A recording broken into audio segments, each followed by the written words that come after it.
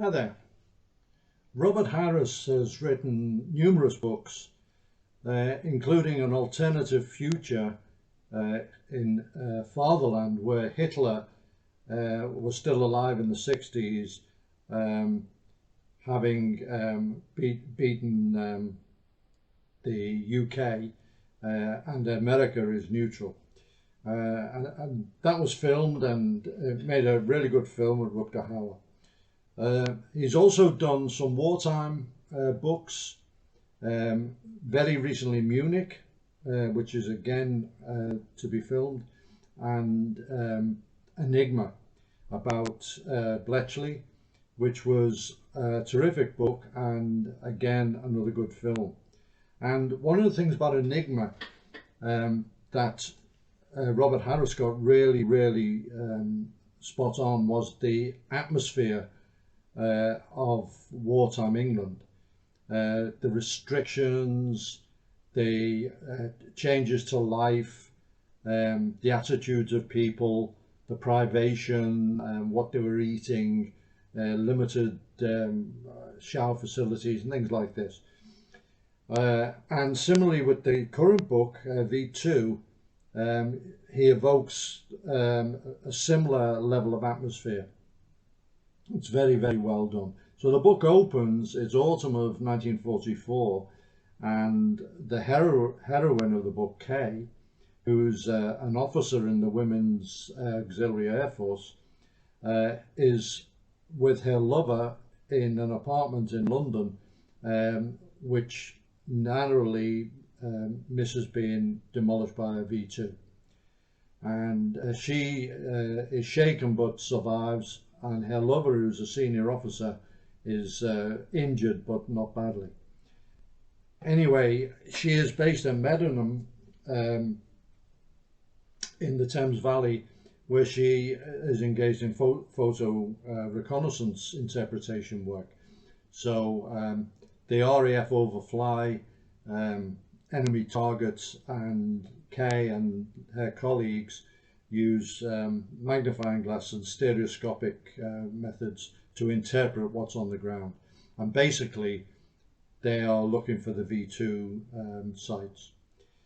And then there's an announcement of a new unit going to be formed based in Belgium, and she manages to wangle her way onto it.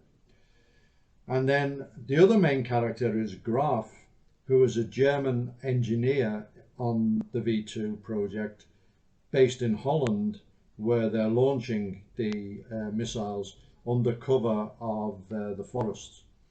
And he has been involved right from the start, right from the early days back in Berlin, when Werner von Braun was very enthusiastically talking about putting men in space.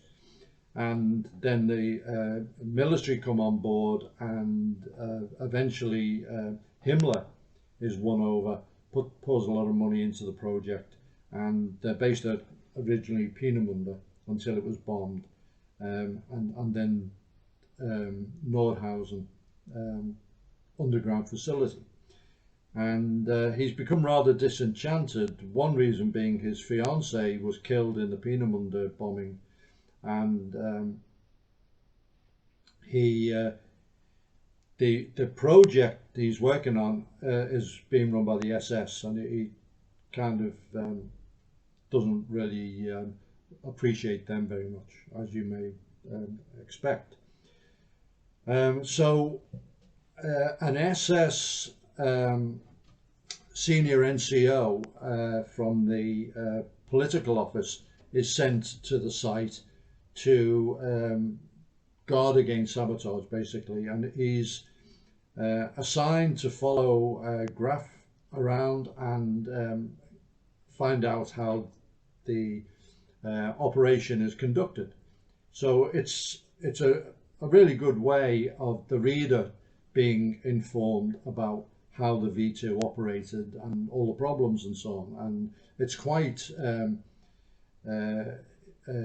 interesting and involved, and really to me, reading it, there were echoes of the Blackbird project, the book I reviewed not long ago, where everything was cutting edge. Well, similarly with the V2, the fuel they were using, the materials, the guidance system, everything was really pushing the envelope.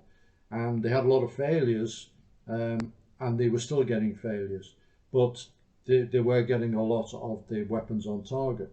And really it was really 2 generations in advance of anything else that anyone else was using, really. So that's going on, and meanwhile Kay arrives in Belgium, and the new unit has advanced radars, and the idea is to pick up the track of the missile in flight and work out from different data points, because it's a parabolic curve which is predictable where the launch site was, and then direct an RAF strike onto it. And it requires very, very fast maths. Remember, there's no computers then, it was slide rules and so on.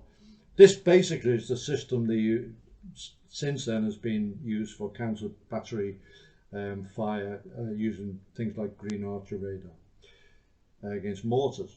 So they're busy working on that, and she's billeted with a local Belgian family and so on. And it's really interesting, the portrait of the Belgian town and attitude to the Allies, who are basically occupying it in a way because there's a curfew. So that goes on, and then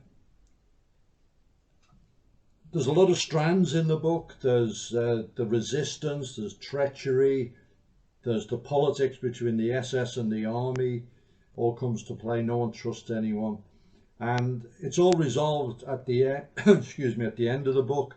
It's very, very well written ending, which you can see the parallels to what happened in reality, particularly with Werner von Braun, and it is the end of the story.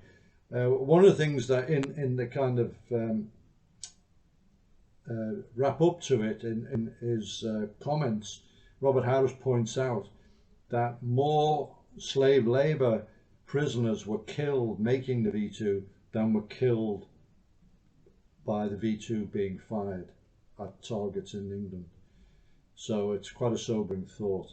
And of course the V2 is the basis for NASA's projects, getting a man in space, for the Scud missile, for the Korean missiles and so on. It all came from the V2 original design. So that's how far in the future it was.